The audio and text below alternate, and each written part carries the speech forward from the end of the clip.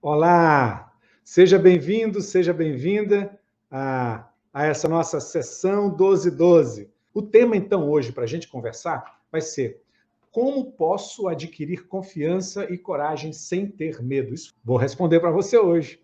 O que me chama muita atenção é que a nossa sociedade moderna está sendo treinada todos os dias à busca do como. Como fazer? Como chegar? Como alcançar? Como adquirir? Como obter? Como conquistar? E isso é incrível, porque se você observar nas queridas redes sociais, né, e eu pesquiso também, como fazer um bolo com 3 ingredientes em 5 minutos. Nossa, eu quero! Como fazer um pão super macio e substituir aqueles pães que você compra com 2 ingredientes em 3 minutos. Claro que eu quero. E aí a gente está aprendendo e sendo treinado a buscas de soluções comásticas, né? Soluções de como para o nosso dia a dia. E a gente fica com o radarzinho ligado em busca de como. Como eu faço, como eu vejo, como eu sinto, como conquisto, como. E tudo como. Tudo como. Né? Onde isso vai parar? Eu já vou responder para você logo, sem dúvidas. Vai parar numa obsessão de resultados sem buscas de porquê. Por que eu quero? Por que eu quero um pão em 2 minutos?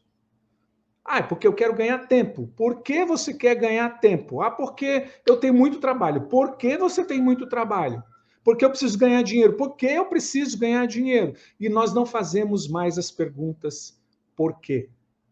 Para encontrar a origem dessa minha busca desenfreada de fazer algo que talvez eu nem precise fazer. Pensou? Você já pensou nisso? Que de repente você está buscando comos para fazer algo que talvez você nem precise fazer. E a solução não está no fazer apenas. Encontrar os motivos, a origem, os porquês. E aí, quando você chega num porquê, talvez a próxima pergunta seja: quem sou eu que busco esse porquê? Por que eu quero fazer tão rápida a minha alimentação? Porque eu não tenho tempo. Por que eu não tenho tempo? Porque eu estou trabalhando demais. Por que eu estou trabalhando demais? Porque eu preciso de dinheiro. Por que eu preciso de dinheiro? Porque eu preciso manter a minha imagem, as pessoas precisam me ver como uma pessoa de sucesso. Porque as pessoas precisam ver você como uma pessoa de sucesso. Ah, porque isso faz bem para mim. Por quê?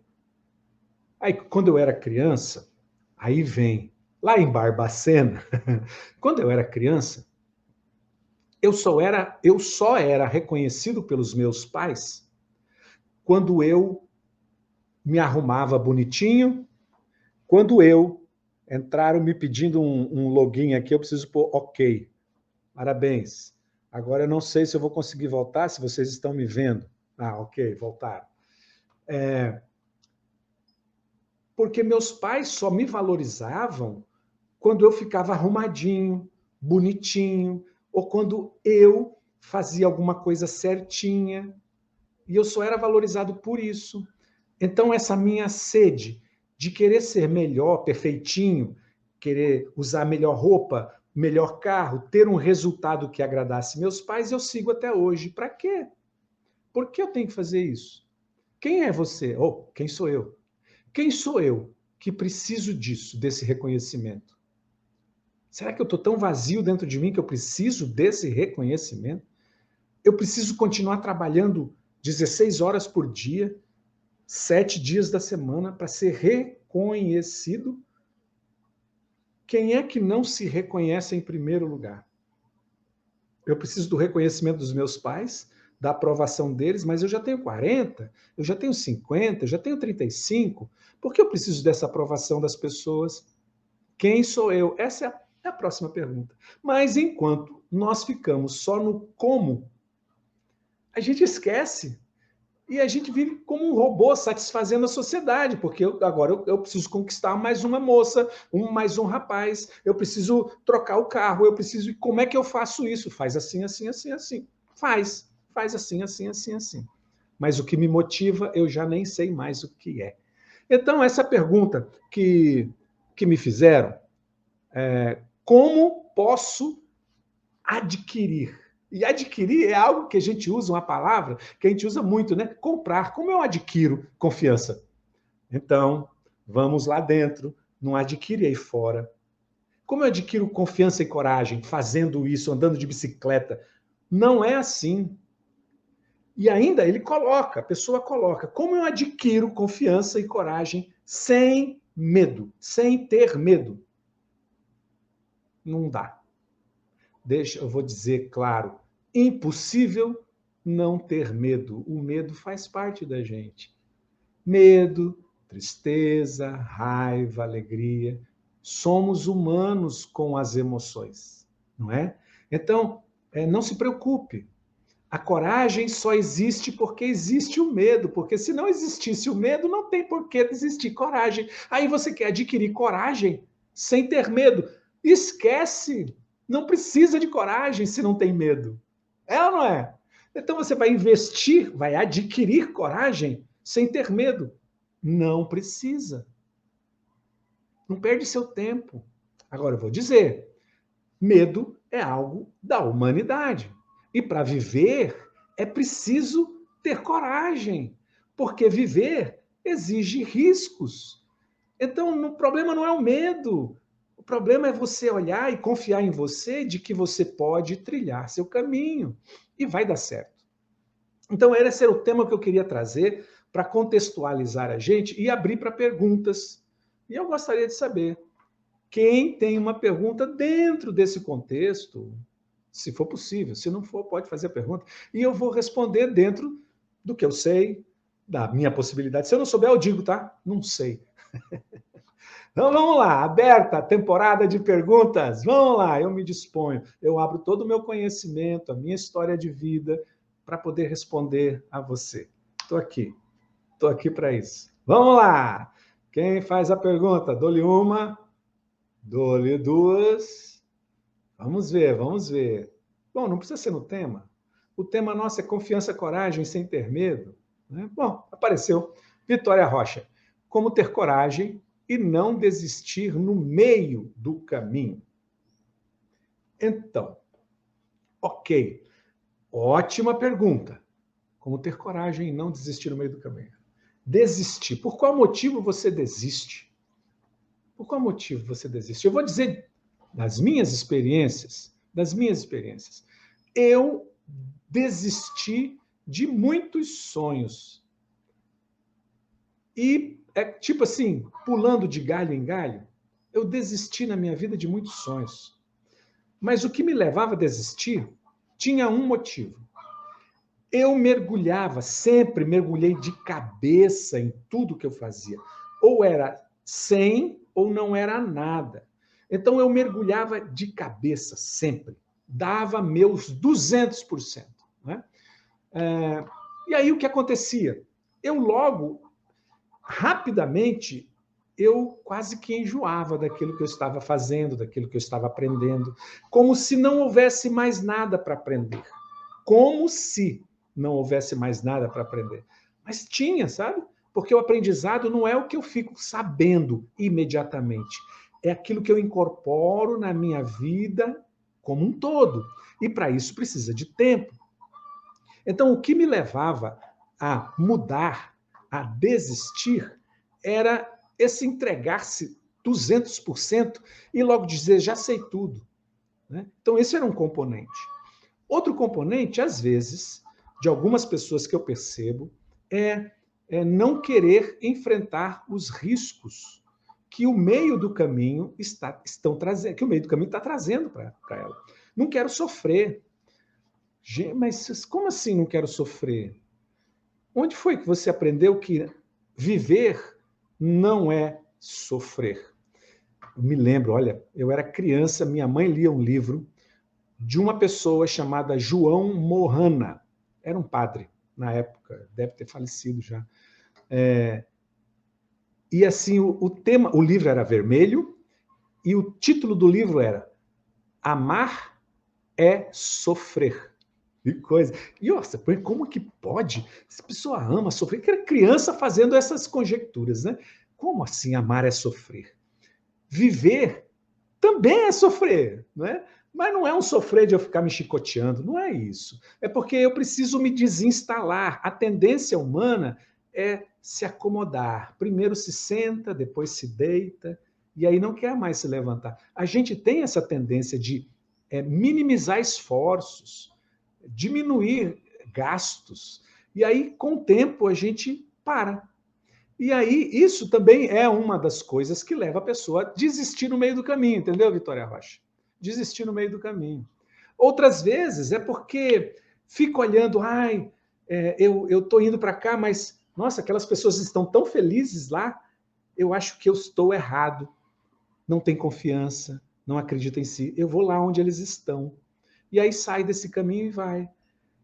O efeito manada, que é assim, eu tenho que estar onde todo mundo está. Né? A voz do povo é a voz de Deus. Aí eu não acredito em mim. E aí eu desisto do meu projeto. O Disney construiu a Disneylândia num brejo, num lugar em que ninguém queria. Ele comprou baratíssimo aquele lugar, porque era um lugar suscetível a furacões e era brejo mesmo. E ele construiu um império naquele lugar. Né? Você já ouviu falar que é do cascalho que sai o ouro? Mas a gente não valoriza isso. Então, a gente desiste porque a grama do vizinho é mais verde que a nossa. Né? Quem está dentro quer sair, quem está fora quer entrar. Perseverança. Acredita em você, né? Então, vamos lá. Deixa eu ver. Não sei se te respondi, Vitória Rocha, mas eu fiz o meu melhor. Vamos ver. A Daniele, bora compartilhar esse conteúdo maravilhoso. Opa, estamos aí. A Fernanda Guerra. Você entregou para a gente muita coisa esses últimos dias. Ensinou como se conhecer melhor, mudar hábitos, olhar o lado positivo das coisas, destravar. Oh, gratidão, Fernanda, gratidão. Mas por que as pessoas, mesmo conhecendo tudo isso, não mudam? Parece que as pessoas mais fogem de dor do que correm atrás da felicidade. Isso, Fernanda, você escreveu o que acontece. Nós damos mais valor para o que podemos perder, e aí a gente se protege, do que para aquilo que podemos ganhar. Então, nós ficamos olhando para a dor, querendo nos afastar dela, ao invés de olharmos para a felicidade, querendo nos aproximar dela. Entendeu? Foi feita uma pesquisa e não foi só uma, foram várias, em que mostra a intensidade de vibração nossa em relação à possibilidade de perda. Nós vibramos muito mais pelo medo da perda do que vibramos pelo gosto da vitória. Colinos. Talvez vocês nunca ouviram falar esse nome, né? Que o gosto da vitória é Colinos. Aí eu falei o gosto da vitória, me lembrei. Era uma propaganda de dente, né? O gosto da vitória, Colinos. Então, não tem gosto a vitória. A gente quer fugir da dor. Então, olha só. Nosso olhar é direcionado para o sofrimento, para a dor. Para quê? Para que a gente se afaste do sofrimento e da dor. Só que aí tem uma pegadinha. A minha mente vai para onde estão meus pensamentos. A minha energia vai para onde estão meus pensamentos. Se eu fico focando no fracasso, querendo fugir dele, adivinha para onde eu me direciono? Para o fracasso. Por medo, porque essa emoção, a intensidade da sensação do fracasso é tão grande e eu quero ficar olhando, não posso ir para lá. E eu fico com medo. Ao invés de olharmos para o bem, para o resultado, para a vitória. Que isso eu vou focar nos resultados positivos. É por isso, Fernanda, que muitas pessoas, quando você traz uma solução, elas apresentam 3 problemas. 3 problemas. Porque elas morrem de medo de problemas, assim como todos nós. Só que a mente está muito voltada e focada para o negativo, para fugir dele. Mas ela não dá as costas para o negativo, olhando para o positivo. Ela fica olhando para o negativo, se afastando dele, mas, ei, o que eu vejo? Nada. Eu estou me afastando do negativo, mas eu não estou com proposta boa, positiva, entendeu? É isso. Então, nossa, legal que você falou isso. Esse é um problema, que se a gente não ficar ligado, a gente se afunda. Paula diz assim, já conheci os meus traumas, mas isso ainda me machuca muito. Como posso mudar esse polo negativo para positivo? Ok, Paula, nossa. Na aula 2 do curso Destrava a Vida, eu falo justamente disso. Você disse o primeiro passo e se refere ao segundo. Agora tem um terceiro passo também que te ajuda muito, que a Fernanda falou. Mas como você pode mudar do negativo para o polo positivo? Não é? Do negativo para o polo positivo. Uma boa formulação de objetivos passa pelo formular o objetivo positivamente, justamente para tirar o foco. Então, eu não quero mais. Está errada essa formulação.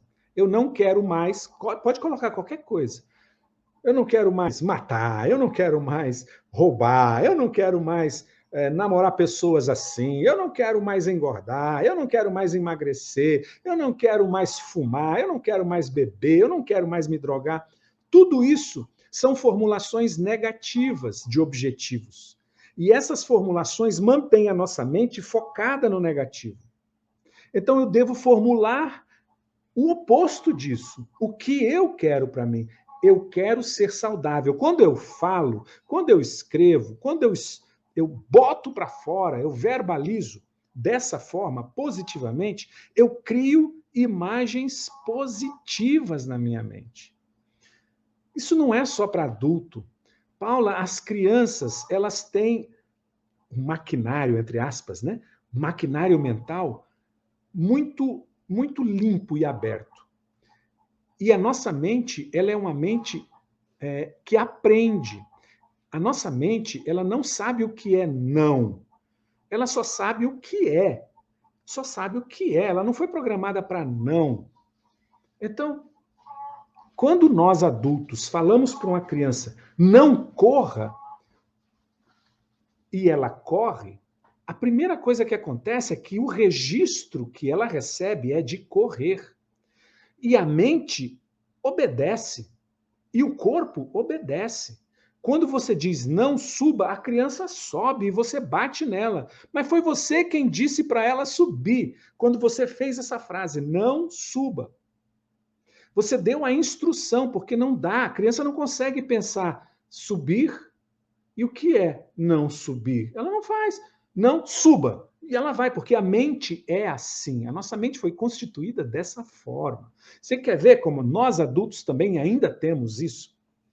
Não pense num elefante cor-de-rosa com bolinhas azuis voando por cima da sua cabeça. Não pense. E você já pensou. Agora, se você não consegue segurar o corpo, você já vai embora. Então, imagina uma criança. Nós é que acostumamos com o não. Não faça isso, não faça isso. E a gente fica olhando para o não, não faça. O que é não fazer? O que é não pôr o dedo? O que é não riscar? Riscar. Eu estou olhando para o negativo. Então, se você conheceu, você pode desfazer isso e criar novos programas positivos. Como é novos programas positivos? O que está aqui dentro, eu tomo conta. Então eu posso, o que era doce, transformar em salgado. O que era quente, transformar em frio. O que era feio, transformar em bonito. Entende?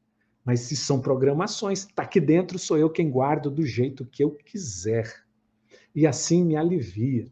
Nossa, são muitos processos, Paula. Muitos processos lindos disso, sabe? Vamos lá. Vou ver se eu acho mais uma pergunta. De onde tirar a alegria de viver. Ô, louco! De onde tirar a alegria de viver? Tá. O que essa pergunta quer dizer, me parece, Vitória Rocha, depois você me confirma, é que você não tem alegria de viver e gostaria de tirar de algum lugar e trazer para você. Onde encontrar, não é isso que você quer saber? Porque tirar é tirar de um lugar, é tirar de mim, mas até a própria palavra, tirar a alegria de viver, não é uma boa palavra para se usar aí. Se nós formos falar sobre o vocabulário que nos transforma, essa palavra tirar é uma palavra negativa, é um verbo negativo. Vou tirar. Então, não tira a alegria de viver. Traz, encontra, abraça. Tirar não é positivo. Quando você está se referindo a algo que é bom. Como eu vou tirar? Você tem alegria de viver e quer tirar?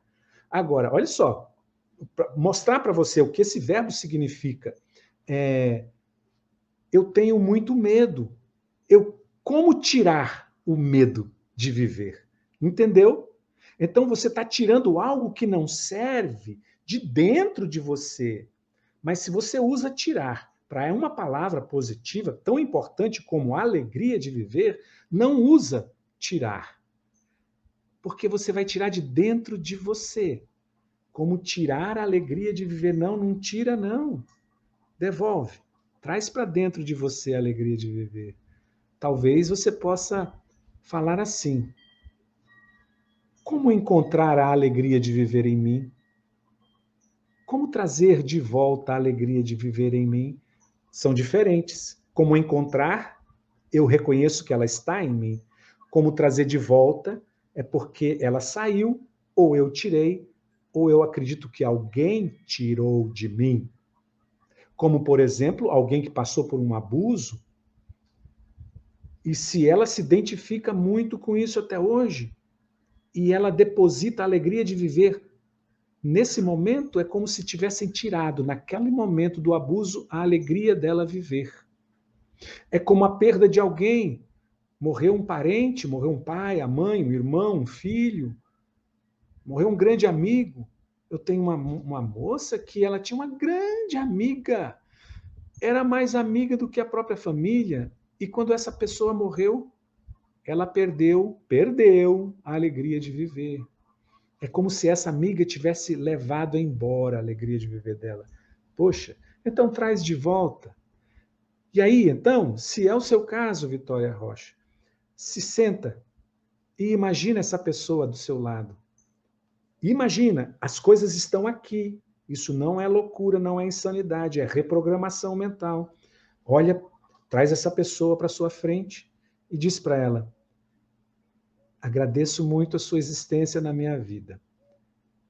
Você foi muito importante para mim. Ainda é. Agora, eu quero tomar de volta a minha alegria de viver. Segue a sua vida em paz, que eu vou seguir a minha. Entende? E reconstrói tudo isso aqui, porque você entregou algo que não era para ter entregue. A alegria de viver é sua. E a alegria de viver é boa, não pode tirar de dentro de você, não, tá bom? Ok, vamos em frente. Tem mais alguma pergunta? Parece que não tem mais. A Nilaide perguntou, falou, a resposta está dentro de você. É isso aí, Nilaide, a resposta está dentro de nós. Como faço para me sentir feliz diante de tantas feridas emocionais? Isso é sério, isso é sério. As feridas emocionais deixam marcas. Eu tenho alguns caminhos.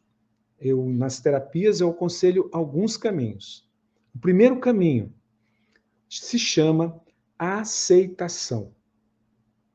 É impossível seguir na vida contrariado com algo, sabe? Então, o primeiro caminho se chama aceitação. Então, feridas emocionais, surras, espancamentos, perdas, abusos, abandonos, rejeições, todos são feridas emocionais, né?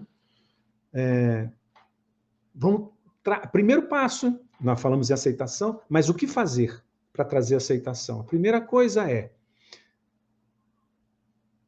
dar o nome ao que você chama de ferida emocional. Claro que você não ia revelar aqui, então você usou ferida emocional, mas fica muito, muito aéreo, pouco definido, e aí não tem como você trabalhar. Então, junta as feridas emocionais todas, faz uma fila das suas feridas emocionais. Qual é a primeira? Qual está na frente? Aí você pode me dizer, o sentimento de abandono que eu tenho do meu pai. Ok? Vamos trabalhar o sentimento de abandono. E o sentimento de abandono tem uma grande característica. Ele se parece com traição. Porque eu nunca esperei ser abandonada pelo meu pai. Nunca. E quando ele chegava muito tarde, ou quando ele vivia na bebida, ou quando ele traiu a minha mãe, e às vezes a pessoa, a criança, a filha diz, me traiu, né, com outra pessoa, eu tive esse sentimento de abandono muito forte em mim. E aí é onde você pode trabalhar. Bom, aceitação. Essa é a sua história. Ela não é a minha, é a sua história. E se você não aceitar a sua história, você vai levá-la com dor o resto da vida. Essa é a minha história. O que não me mata, me fortalece. Se você está hoje ainda vivendo forte, isso pelo qual você passou te fortaleceu. Agora aceita e o próximo passo é, vamos lá. Seu pai traiu a sua mãe, não foi você. Mas ele não traiu a sua mãe, ele traiu a esposa dele. Sua mãe continua sempre sendo a sua mãe. Né? Seu pai não traiu você. Ele traiu a esposa dele. Ele é seu pai. Entende? Esse é o próximo caminho de você mudar tudo aí dentro de você. O erro, a falha, o defeito foi cometido pelo marido daquela mulher que é sua mãe. Tá? Então, desvincula isso dessa relação filial. Desvincula. O seu pai é seu pai. E aí, você está tirando o olhar do negativo e abrindo espaço para o positivo. Tá? Então, eu te dei 2 caminhos para a mudança. Como, né? Deixa eu ler de novo a pergunta sua aqui. Como faço para me sentir feliz diante de tantas feridas emocionais? Reconhece a ferida, dá um nome, olha para ela, se é muitas, faz uma fila, qual é a primeira que está aparecendo, resolve ela. Mas resolve primeiro pelo caminho da aceitação, essa é a minha vida. Às vezes a gente tem que agradecer as desgraças que aconteceram na nossa vida, porque elas nos fizeram fortes como somos. Olha, eu olho para os problemas, para as perdas, para os erros, para os acontecimentos trágicos da minha vida com um olhar de positividade. Sempre me trouxeram algo muito maior do que eu já vivia. É como se eu tivesse subido um degrau na vida por meio daqueles acontecimentos. Então, para de olhar para os acontecimentos negativos como uma pedra amarrada no seu pé. E que cada ano que passa ela fica maior porque vai juntando um monte de sujeira. Então, corta essa corda que amarra seu pé numa pedra chamada feridas emocionais do passado. Esse é o 3º caminho, tá bom? Vamos lá, tem mais alguma pergunta? Nosso tempo está acabando. Não é fácil, a Rosângela diz, não é fácil fazer escolhas. Como posso fazer diante das dificuldades? Ok, Rosângela. As escolhas não são fáceis, talvez porque nunca nos ensinaram, nunca nos deixaram, nunca nos permitiram fazer escolhas. E aí a gente chega nos dias de hoje e diz, não são fáceis as escolhas. Porque nós estamos olhando para o lado difícil. E por quê? Porque eu nunca fiz escolha. O processo de aprendizagem, de fazer escolhas, é um processo que ele tem que ser iniciado aos poucos na nossa vida. E se você encontra isso, essa dificuldade de fazer escolhas, começa, uma dica, tá? Começa com pequenas escolhas. Você se permite escolher o que você tanto quer comer na frente da família? Ou você faz o gosto dos filhos, do marido, dos outros? Faz um gosto seu. Mas assim, vai no supermercado e compra algo que você tanto gostaria, só para você. Só para você. Faz escolhas. Faça escolha. E no dia a dia, faça escolha. É um aprendizado e você vai entender, à medida que pratica escolhas, você vai entender que não tem problema nenhum você se escolher. Nenhum. O problema é quando você escolhe o outro, porque por trás da escolha do outro existe um desejo de retorno. E esse retorno não vai vir do jeito que você espera. Entendeu? Então, faça escolhas, desenvolva. Escolha é um exercício, escolha é um amadurecimento. E não tenho prejuízo com as escolhas, eu só tenho aprendizados. Nossa, eu não sei fazer tal coisa, então não vou escolher fazer. Faz, você vai aprender. Mas deu errado. Você aprendeu um caminho, são muitos caminhos. Ninguém nasce sabendo. Escolha também é uma forma de aprendizado, sabe, Rosângela? É difícil, mas é possível aprender, né? Estou indo para o final. Beijo para cada um de vocês, um ótimo restinho de quarta-feira. Tchau, tchau. Fiquem com Deus. Abraço.